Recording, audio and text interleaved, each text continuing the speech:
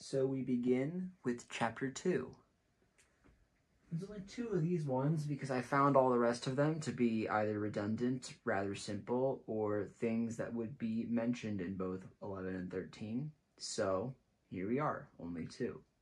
So this 11 asks us to solve an interval notation. I only really wanted to do this one because it's a recap on absolute values and interval notation. So if we were to solve for an absolute value, we have to take into account that absolute values can be both positive and negative. They can turn the entire equation positive or negative. So let's just kind of theorize both circumstances. 3x minus 8, where it turns it into positive, greater than or equal to 1. And then let's theorize when it's negative. Negative 3x minus 8 is greater than or equal to 1. So that's our theory crafting here. I'm going to draw a line. That was a horrible straight line. Literally, Mrs. Smith. So now we solve. 3x minus 8 is greater than or equal to 1. So then let's further go with this. 3x is greater than or equal to 9. X is greater than or equal to 3. The sign doesn't change because we divided by a positive number. So that's one portion of our answer. We need to do the other part though. So instead of distributing this negative out, I'm just going to divide it out. So it becomes 3x minus 8 is greater than or equal to negative 1. Also, if I say greater than or equal to like 5 different times with that one, just all greater than or less than look the exact same to me, and I say the exact same thing, but I hope you just know what I mean. So this reverses because we just divided by a negative number. So then 3x is greater than or equal to negative 1 plus 8 is 7. X is greater than or equal to 7 over 3. All right, so if x is less than or equal to 3 and x is greater than or equal to 7 over 3, that means that if we were to draw a quick number line where 3 is larger, 7 over 3 is smaller, we know greater than or equal to, or less than or equal to 3, so it goes like this on that number line. Greater than or equal to 7 over 3, it goes like this on this number line, so this would be our interval notation. 7, 3, 3. And that's our answer for number 11. Remember that brackets are equal to as well as whatever greater than or less than, and parentheses are just greater than or less than, no equal to. All right, now the beast. Solve for this for x. This one's the pain. Okay? So this is the one they give you when it's like, oh, you have a strict time limit, so solve this one. It's only two minutes per question. Yeah. Really? Huh, 2 minutes per question. Funny. Okay, so just like we did on chapter 1, we have to get all of these down to one common denominator. Gosh, that sounds horrifying. So I'll tell you what, the common denominator is going to be all 3 of these multiplied together.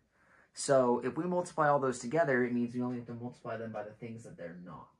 So x will be multiplied by x minus 1 and x minus 2. X minus 1 will be multiplied by x and x minus 2. X minus 2 would be multiplied by x and x minus 1. Of course, all of those would be over themselves because we have to multiply by 1. And when I say over themselves, I mean this. So this one multiplies by x minus 1 over x minus 2, x minus 1, x minus 2. That's what I'm saying when I say this one's a beast. This one multiplies by x and x minus 2, x minus 2, and then this final one multiplies by x minus 1. I can drop those parentheses on the x minus 1. I didn't do it on this one just because autopilot. So now we multiply the things. Gosh, it's going to be a lot of wasted pen ink. Okay? So 1 times anything is just itself. X minus 1, x minus 2. Okay? I'm actually going to immediately put this all into one fraction of x minus 1 and x minus 2. just going to immediately do that just so I don't have to write it out 15 different times and then waste all my pen ink. Precious pen ink. These things cost like $8. It's ridiculous. X minus 2 plus X. Let's not be dumb with parentheses. X minus 1. If you're wondering how I got to that point, X minus 1 times X minus 2 times 1 is X minus 1 times X minus 2 plus X times X minus 2 times 1 is X times X minus 2 plus X times X minus 1 times 1 is X times X minus 1. And then this denominator is just the culmination of all of them put together. X times X minus 1 times X minus 2 plus the same denominator, which is just X minus 1, X minus 2, X minus 1, X minus 2, plus. It just becomes common denominator problem. I just skipped a step so I didn't have to write out so much. All right, now we have to simplify this monster down. All right, this will take 2 steps of simplification. We have this first one, x squared, -1, -2 becomes a -3x. -1 times -2 becomes a 2. X squared minus 3x plus 2. All right, this becomes its own thing for now, plus x squared minus 2x, FOIL it out, plus x squared minus x, same exact thing as this one, but just with a thing there. And I can take out all these parentheses since there's no other groupings that we have to do. All right, now let's start with the bottom one. Let's go x times x minus 1, x minus 2. We literally just did that one up here. X squared minus 3x plus 2. All right, now we need to simplify down this row and this row even further. X squared plus x squared. Let's actually label all of our things.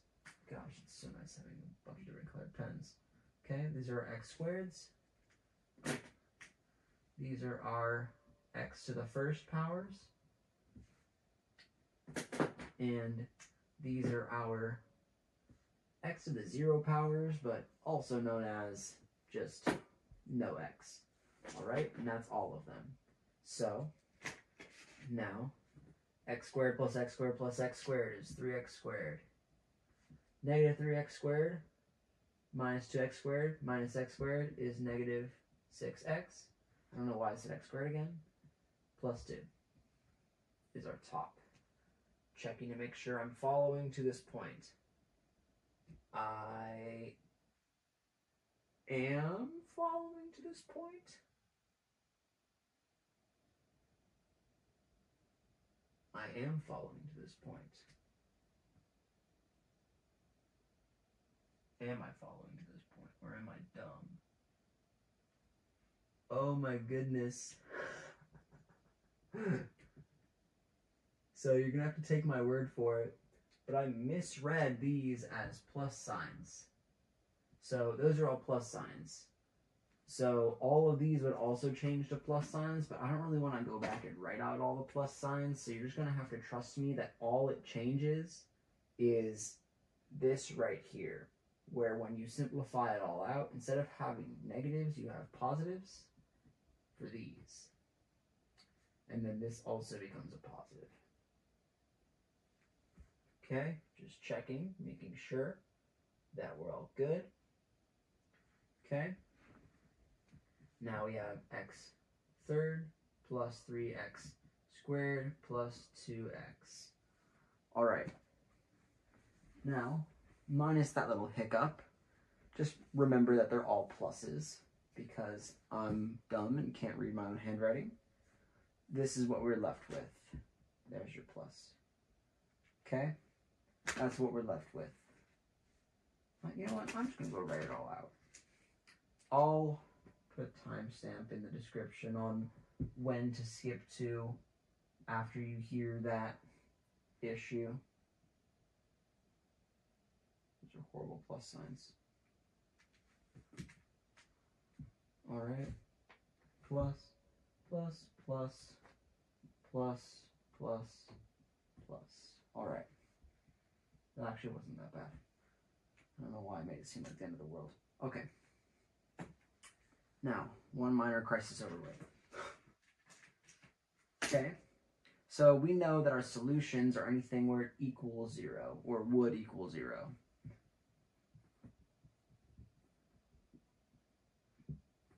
Okay, would equal 0. So we want to find our critical points.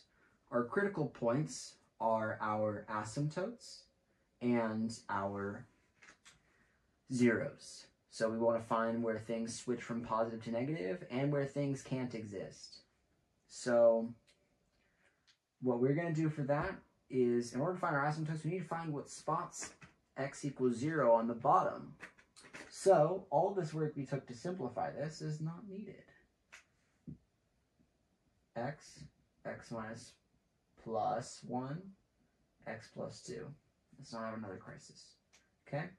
So our asymptotes are 0, -1, -2. Those are our spots where it equals 0 in the denominator, and we can't have that.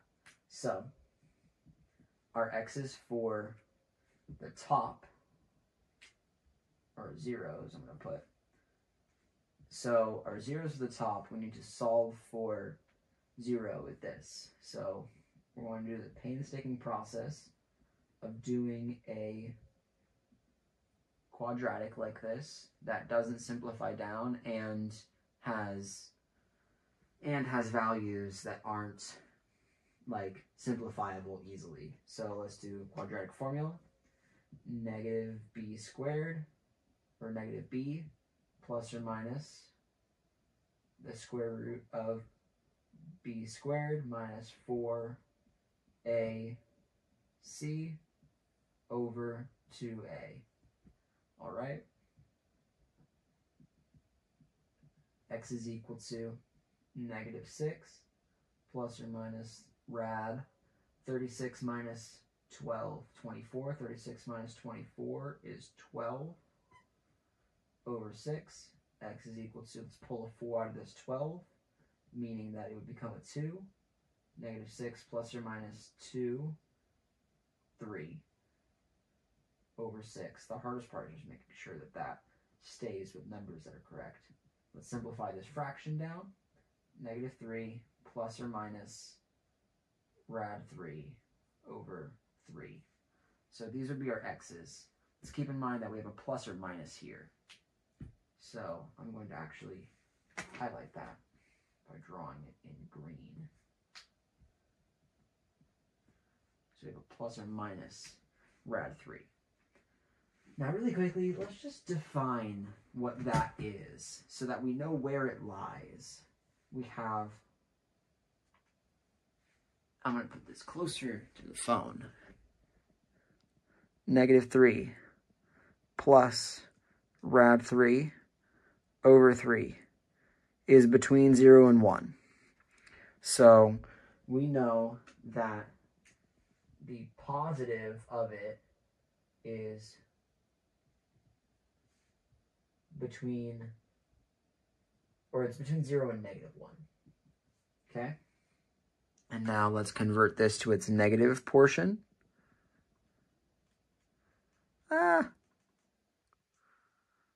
Negative is between 1 and 2. So -2 is greater than the negative version, which is greater than -1. Okay? Let's just define where it is in between our pre-existing asymptotes. So then we have our zeros, which are -3 plus or minus rad 3 over 3. Now, what I'm going to do is create that number line. So we have -2, -1, and a 0 for our asymptotes. And we also have our zeros, which fall between here and here. So our +1 is between -1 and 0, and our -1 is between -2 and -1. So I'm just going to use negatives to represent, I'm going to use negative and positive to represent those things. So now we need to see how this works when we plug it into a calculator and plug certain numbers in with it. So one thing we can keep in mind is when we plug these things in, we just have to plug in good numbers. So if we plug it into the top, 1 divided by negative 3 is negative 1 divided by 3. Negative 1 divided by 3 plus 1 over negative 3 plus 1, which is negative 2, plus 1 over 1, which would be 1, is a positive number. So we have positives here. Right? Do we have positives there? I may have put that one in wrong. I did put that one in wrong. It's a negative 1 because I can't do mental math. That's a multiply sign. Can we put things into the graphing calculator right? That's not really how it's supposed to be. Okay. 1 divided by negative 3 plus 1 divided by 1 plus negative 3 plus 1 divided by... I know that it's not the thing that it's supposed to be because I have the answers next to me where I've already done them. There we go. That's the number. It's a negative number. Not a positive number. Not a positive number. It's a negative number. All right? And then it goes negative. And then now what we need to think of is how this works from the transfer here. So we cross an asymptote. So everything from this point goes positive, negative, positive, negative, positive, negative. Positive, negative, positive, negative, positive. All right? We know that it varies like that. It switches over like that. And we can actually test each of those individually just in case, which I would actually recommend, but I'm going to tell you for sake of having to plug a bunch of numbers in, this is how it actually looks. So we would have to basically just plug in a crap ton of numbers for this and then just find what it is. But I don't really want to do that, and I don't want you guys to have to sit through me doing that. So I'm going to tell you that that's what we're doing, okay? So now let's solve for our answer. We know that we're looking for things that are greater than or equal to 0. So, and we can't have things in asymptotes. So we're looking for positives, not negatives. We're looking for positives, not negatives, and positives. All right. So this is how things will look. The reason why I put brackets on these positives and negatives is because those are not asymptotes. Those are zeros. Those are things where they switch over, and 0 can equal 0 according to this equation. But we put parentheses in the negative 2 and negative 1 and 0 because those are asymptotes. We can't equal those at all. So now our answer, yes, this is as annoying as it sounds, is negative 2, comma, negative 3. This is our negative version, over 3. That's a bracket. That is a parenthesis, union. We have to have that U for union. So now we have negative 1, comma, the other one, plus negative 3 over 3, another union. I think I can actually have this fit 0 to infinity. Both parentheses on that one. This massive nonsense is our answer for number 13. And there are no mistakes with that one. Bear with me for those 2 huge blunders. I don't want to re-record this video. I don't really want to because it's already a 20-minute video, so I'm not going to re-record it. But yeah, just pretend those didn't happen.